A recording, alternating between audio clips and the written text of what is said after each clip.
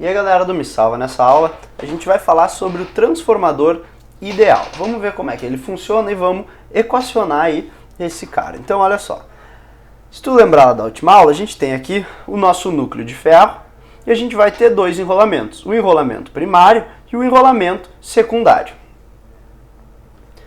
Quais são as características desse nosso transformador ideal?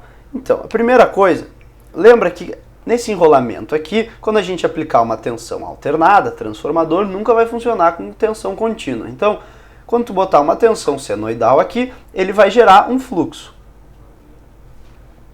Esse fluxo, muitas vezes, ele vai ter uma parcela dele que vai ser disperso aqui em volta do próprio enrolamento. Mas essa é a primeira característica do nosso transformador ideal. Então, ele não tem fluxo magnético disperso. O que isso implica? Implica que o Mi desse nosso material aqui, ele está tendendo ao infinito. O Mi é aquela nossa permeabilidade magnética do material lá. Além disso, a gente vai considerar que esses nossos fios aqui não têm resistência, ou seja, são fios ideais, resistência nula.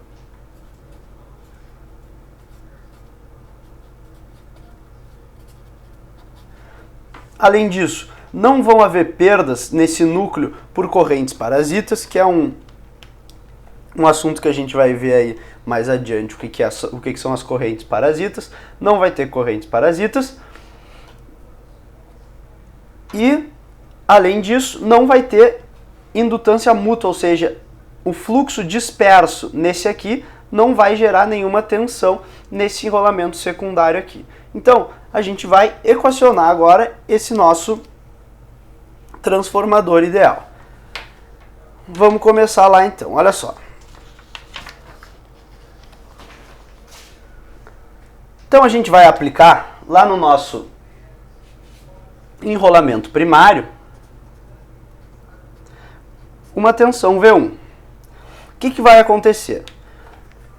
Lembra, pela lei de Lorentz, que esse V1 vai ser igual à variação de fluxo concatenado no tempo.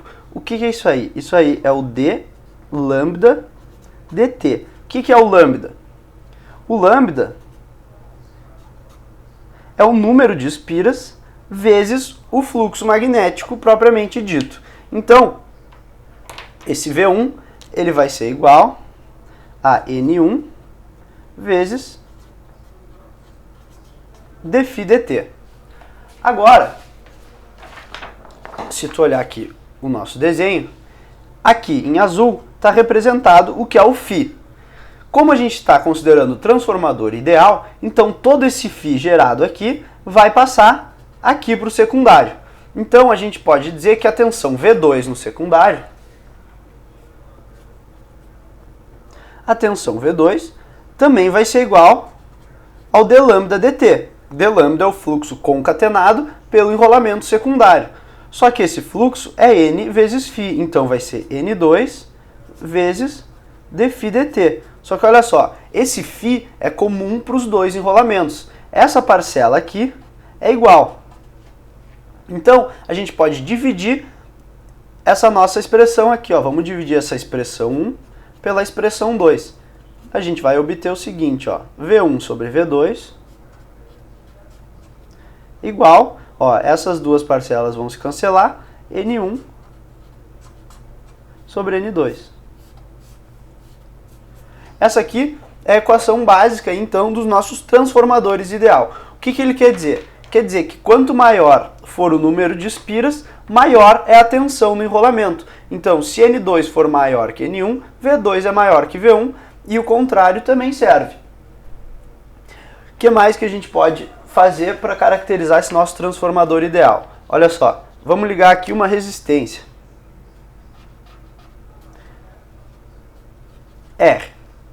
Então, imagina que existe uma tensão V2 aqui nesse enrolamento, vai ter uma corrente I2 circulando aqui. O valor dessa corrente I2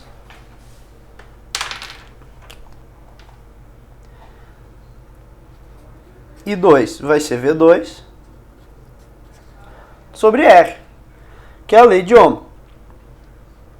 Agora, o que a gente sabe? A gente sabe que as potências no transformador são constantes. O que isso quer dizer? Quer dizer o seguinte, ó, que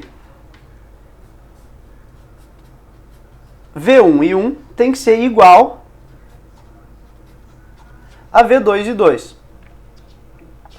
Então, tem mais uma característica que a gente chega aí, ó. Se tu fizer que a potência no primário é igual à potência no secundário, então tu tem V1 e 1 igual a V2 e 2.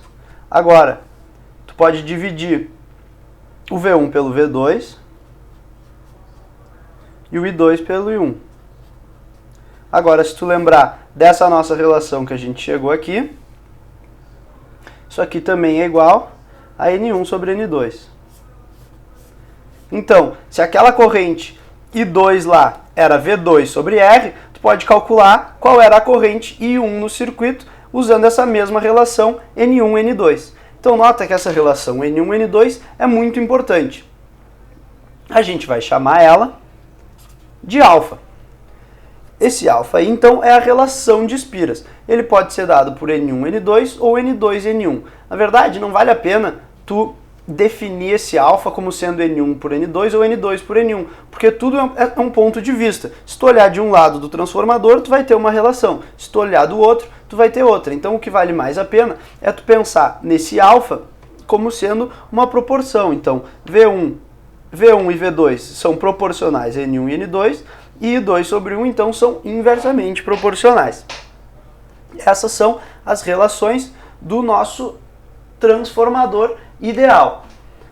Para terminar, então, imagina que aqui a gente não tem mais um resistor, mas a gente tem uma impedância Z qualquer. No nosso transformador ideal, a gente vai ter, então, S1 igual a S2, em que S é a potência aparente, aquela que a gente já viu como é que funciona em regime senoidal. Então, o que tu tem que lembrar dessa aula é basicamente essa relação aqui e saber que as potências dissipadas também são iguais nos dois enrolamentos.